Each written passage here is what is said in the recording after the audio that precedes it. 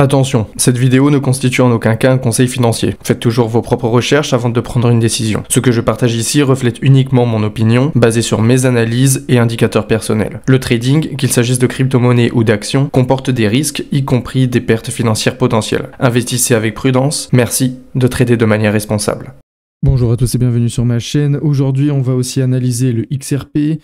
Le XRP, donc historiquement, tout le monde en parle depuis l'ETF, tout le monde en parle depuis qu'il nous a fait un très gros bump ici. Et justement, en plus, il a confirmé son bull flag. On le voit ici. Donc, pour rappel, donc on a le poteau, on a le triangle, puis on a justement cette compression.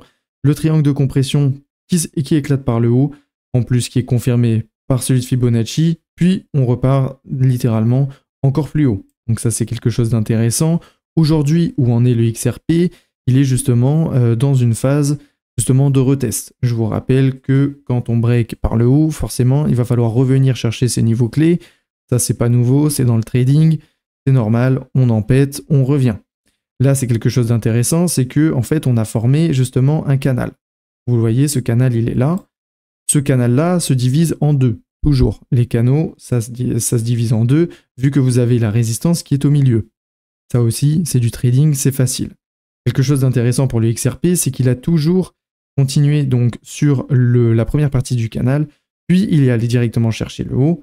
Et ici, on a fait du coup un rebond, comme ça sur la résistance donc du milieu. Puis là, on essaie de revenir et de faire le retest, surtout pour aller chercher les 3,30.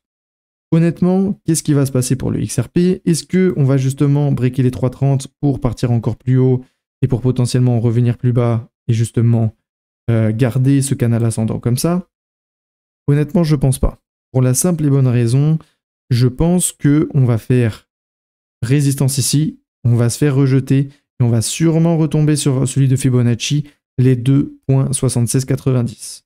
Et en plus, si c'est entre les deux, c'est encore parfait. Mais ce qui est fortement probable, c'est déjà qu'on se reprenne cette résistance-là. Cette résistance donc, qui est au 2,81 pour ensuite potentiellement tomber sur les 2,76. Ce qui me fait dire ça, c'est déjà pour que vous ayez conscience que c'est peut-être pas tout de moon, mais c'est surtout sur ce support du RSI. Vous voyez, on est très haut. Comme on est très haut en RSI, vous allez me dire, on peut toujours pousser. Vous voyez que historiquement, on a poussé extrêmement haut, on a poussé jusqu'au 94, c'est quand même énorme. Oui. Sauf que justement, ici, on voit quand même qu'on a été bien basé sur un support avec le RSI et qu'on l'a brisé par le bas. Et c'est justement là où on a justement stagné sur la résistance. Donc, ici, potentiellement, oui, on peut monter, mais on pourrait monter, oui, jusqu'à la résistance. Mais si on monte trop, on passe du coup en surachat. Surachat veut dire forcément retest, qui veut dire forcément retracement.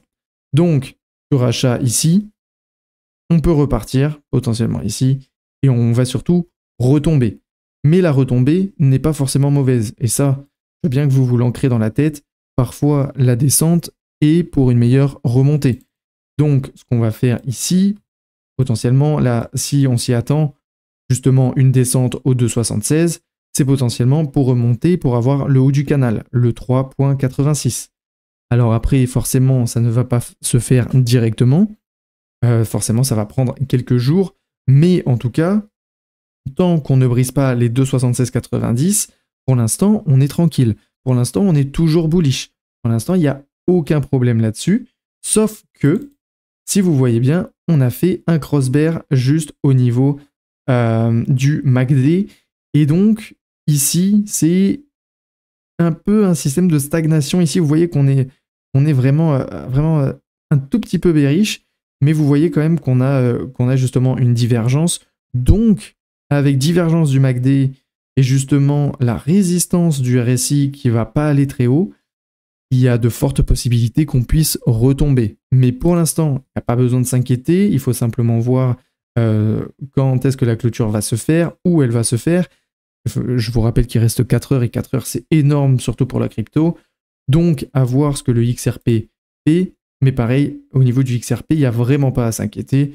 Ici, il y a les 3,2496 qu'il faut garder et surtout les 2,76 qu'il faut garder en tête.